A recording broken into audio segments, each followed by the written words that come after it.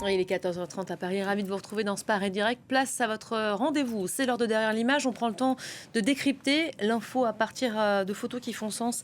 Et celle-ci aujourd'hui qui a retenu votre attention, Romain Philippe. Bonjour, journaliste pour Info Migrants. Tout juste rentré des Baléares, les îles Baléares, petit archipel qui est situé au sud-est de l'Espagne. Depuis le début de l'année, la zone est confrontée à un afflux de migrants. Racontez-nous le cliché Mm. peut-être. Oui, alors cette photo, en fait, elle représente le type d'embarcation qui est généralement utilisé par les migrants pour faire la route entre l'Algérie et les îles Baléares. Donc, comme vous pouvez le voir, c'est des petites barques en fibre de verre sur lesquelles un petit moteur est fixé. Si j'ai choisi cette photo aussi, c'est parce que elle en dit beaucoup en fait sur comment ça se passe une traversée. Les migrants, ils sont une vingtaine, voire plus, entassés dans ces petites barques. C'est pour cela d'ailleurs qu'on voit autant de gilets de sauvetage dans celle-ci. Et ils embarquent vraiment en fait avec peu de choses. Donc comme vous pouvez le voir, il y a vraiment, c'est vraiment le strict minimum. Il y a des bouteilles d'eau, quelques jerrycans d'essence pour la traversée. Et après, c'est uniquement donc des effets personnels comme des manteaux, des chaussures. On retrouve aussi souvent des fusées de détresse pour alerter les secours en cas de naufrage. Donc bref, en fait, comme je le disais, c'est vraiment le strict minimum qui est pris, alors que pourtant ces personnes, elles embarquent pour une traversée de près de 300 km en pleine mer. L'autre détail qu'on peut remarquer, c'est les inscriptions qu'on voit sur chaque embarcation. Elles sont faites en fait après les sauvetages. C'est une pratique qu'on voit aussi beaucoup au large des côtes libyennes ou tunisiennes. Et c'est comme ça, en fait, c'est si un autre bateau croise l'embarcation vide, il sait que les personnes ont été secourues et qu'il n'y a pas eu de naufrage. Alors, c'est pour, en quelque sorte, répertorier les navires en question. Est-ce que ce genre de petite embarcation, il y en a de plus en plus qui arrivent dans l'archipel espagnol? Bah oui, depuis le début de l'année, en fait, le nombre d'arrivées aux Baléares, il a tout simplement atteint des records. Selon les derniers chiffres du ministère, c'est près de 6300 migrants qui sont arrivés, qui ont atteint l'archipel depuis le début de l'année. C'est une hausse de 66% par rapport à l'année dernière. Et depuis le 1er janvier, en fait, c'est près de 350 embarcations qui sont arrivées aux Baléares. C'est déjà plus que toute l'année 2024 et ça fait quasiment en fait plus d'une par jour. Donc il faut se rendre compte de ce que c'est un peu pour un archipel comme les Baléares composé de petites îles. Plus d'une seule embarcation par jour, c'est énorme. Lors de notre reportage, d'ailleurs, on a rencontré plusieurs témoins en fait de ces arrivées qui nous ont raconté que cet été notamment ça avait été particulièrement l'enfer.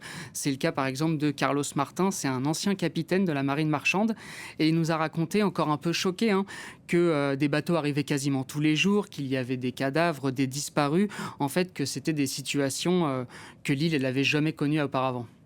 Comment est-ce qu'elles ont fait face, les autorités espagnoles? Bah, au début, elles ont été un peu prises de court, faut l'avouer, les premières semaines.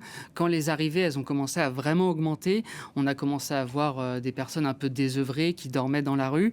Mais assez vite, finalement, en fait, la machine, elle s'est mise en route. Les citoyens, ils se sont mobilisés, les associations aussi. La Croix-Rouge, elle a commencé à distribuer des kits d'hygiène et de la nourriture aux migrants. Et c'est face à l'ampleur de la situation, en fait, quand les autorités se sont rendues compte que le phénomène était quotidien, que le 16 septembre, elles ont déclaré l'état d'urgence migratoire. Donc cet état d'urgence, c'est quoi ? C'est un dispositif légal en fait qui permet au gouvernement de débloquer 7 millions d'euros pour créer des structures d'accueil.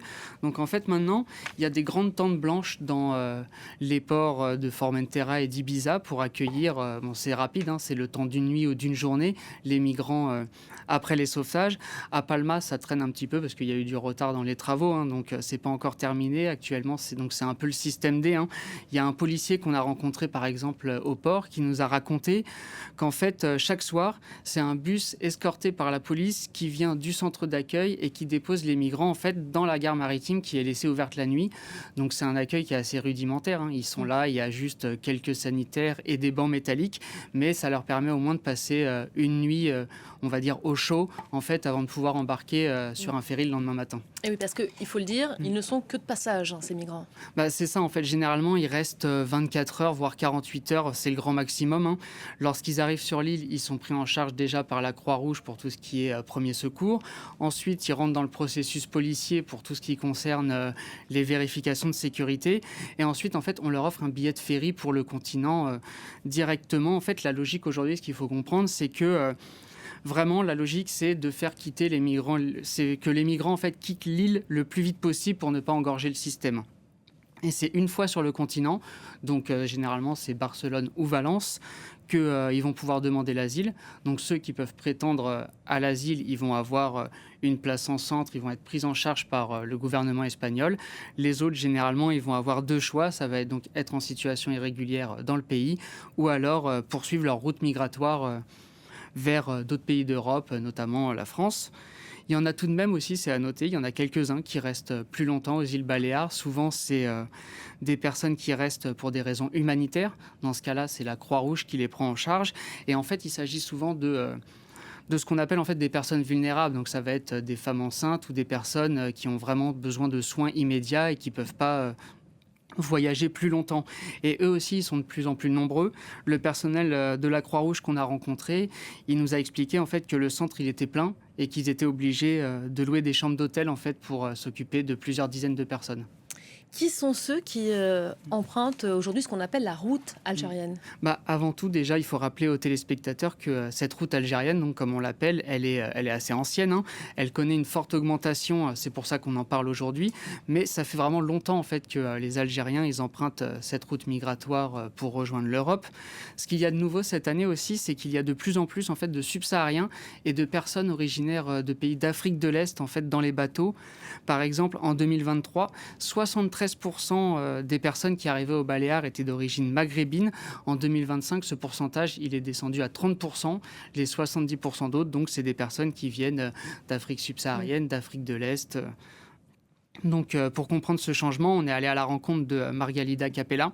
Elle est chercheuse à l'Observatoire des migrations de l'Université des îles Baléares et je vous propose de l'écouter. I això ha fet que les persones migrants decideixin anar cap a Argèlia on no hi ha aquesta vigilància i on, a més, el trajecte és més curt que no el que hi pot haver cap a Canàries. Poden estar aquí en 15 hores. Comme toutes les routes migratoires de la Méditerranée ou de l'Atlantique, il y a des drames, évidemment, des naufrages qu'on vous raconte souvent ici sur cette antenne. Est-ce qu'on a un bilan de cette route aujourd'hui ? Alors, selon le délégué du gouvernement aux Baléares, il y a 45 corps de migrants qui ont été retrouvés sur la côte ou en mer depuis le début de l'année et entre 12 et 15 disparus qui sont confirmés. Je précise confirmés parce qu'il a aussi précisé que les autorités étaient sans nouvelles de beaucoup de personnes qui ont entrepris le voyage. C'est aussi ce que nous a dit Dany. Lui, c'est un migrant algérien. Il est à Palma depuis plusieurs mois. Et en fait, il a fait de la recherche des disparus son quotidien. Donc, toujours sur lui, il a un petit calepin sur lequel il note avec rigueur les noms, les prénoms, les lieux de départ et les dernières informations qu'il a sur des personnes qui sont aujourd'hui disparues. Et sur WhatsApp, il a aussi créé des groupes de discussion en fait, avec les proches de victimes pour chaque embarcation en fait, de disparus qui lui ont été signalés. Et donc, quand nous, on l'avons rencontré, par exemple, à Palma, en fait, il était à la recherche, par exemple, de 13 personnes qui étaient parties d'Algérie quelques jours plus tôt et dont plus personne n'avait de nouvelles. On a un autre bilan aussi qui est bien plus lourd. Celui-ci, c'est celui de Caminando Fronteras. Donc, selon cette ONG espagnole qui surveille les flux migratoires vers l'Espagne depuis de nombreuses années, c'est plus de 500 personnes qui sont mortes en 2024 sur cette route algérienne. C'est pour ça qu'elle appelle d'ailleurs depuis longtemps à augmenter les moyens de secours aux Baléares.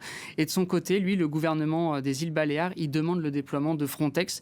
Pour rappel, donc Frontex, c'est l'agence européenne de garde-côtes.